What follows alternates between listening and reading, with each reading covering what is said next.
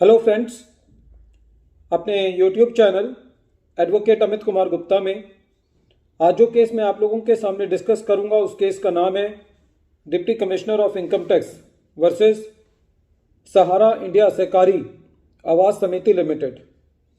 ये case 98 ITR tribunal page number 634 पे report हुआ। मैटर दिल्ली ITAT ने डिसाइड किया और केस का जजमेंट 19 जुलाई 2021 को आया।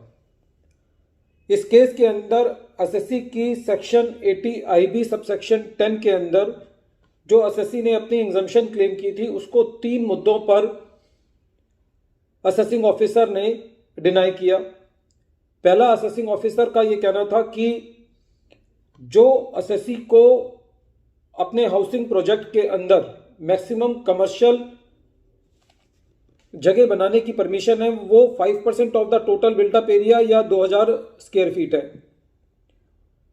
दूसरा, असेसिंग ऑफिसर का यह कहना था कि जो एसएससी को 31 मार्च 2008 तक कंप्लीशन सर्टिफिकेट लेना है वो एसएससी ने नहीं लिया। और तीसरा, असेसिंग ऑफिसर का यह कहना था कि एसएससी ने खुद डेवलपर का काम नहीं किया, एसएससी ने किसी कॉन्ट्रैक्टर को हायर किया और सारा का सारा काम उस कॉन्ट्रैक्टर से करवाया। इन 3 वजह से एसएससी की 80 IB सबसेक्शन 10 की एग्जम्पशन को डिनाई कर दिया गया। जब ये मैटर CIT अपील में पहुंचा तो CIT अपील में एसएससी को रिलीफ मिला, इसलिए डिपार्टमेंट जो है वो ITAT गया। ITAT ने इस मैटर पे ये कहा कि जो पहली 2 वजह थी जिनकी वजह से असेसिंग ऑफिसर ने 80 IB सबसेक्शन 10 की एग्जम्पशन को डिनाई किया, पहली कि एसएससी ने जो कमर्शियल एरिया उसके अंदर बनाया है वो 5% of the total built up area या 2000 स्क्वायर फीट से ज्यादा है। एक चीज ये। दूसरा, जो एसएससी ने कंप्लीशन सर्टिफिकेट 31 मार्च 2008 तक नहीं लिया, ये दोनों कंडीशन जो हैं वो 1 अप्रैल 2005 से लागू हुई थी, जो कि इस केस में एसएससी के ऊपर एप्लीकेबल नहीं थी।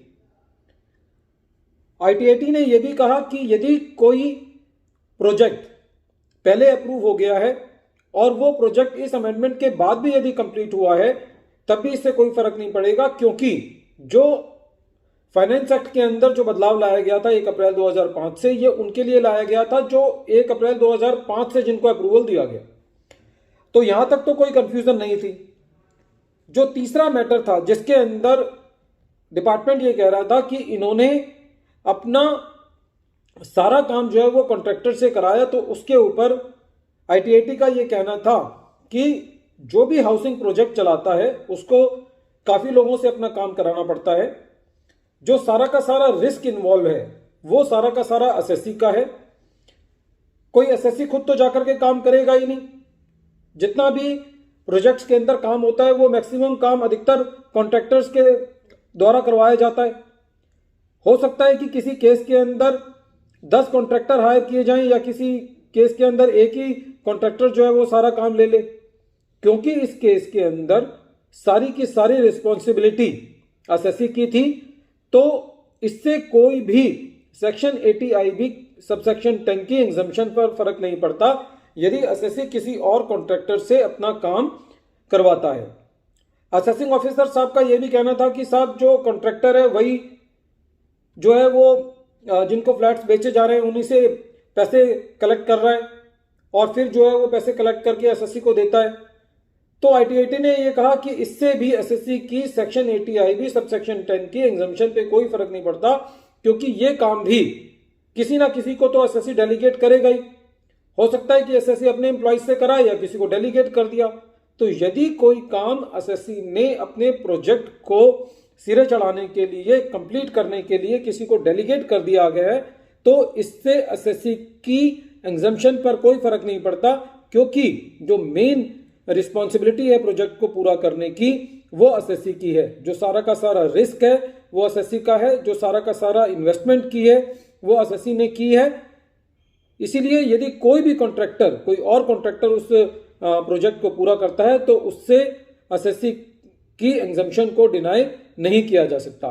फ्रेंड्स, ये केस बहुत इंपॉर्टेंट है। जहां तक कि सेक्शन 80IB सब सेक्शन 10 की एग्जम्पशन को क्लेम करने के ऊपर बात है। वीडियो के अंत में एक बार फिर मैं केस का नाम रिपीट कर रहा हूं। केस का नाम है deputy commissioner of income tax versus Sahara India सहकारी आवास समिति लिमिटेड। ये case 98 ITR tribunal page number 634 पे रिपोर्ट हुआ। मैटर दिल्ली IT/80 ने डिसाइड किया और इस केस का जजमेंट 19 जुलाई 2021 को आया। Thank you friends.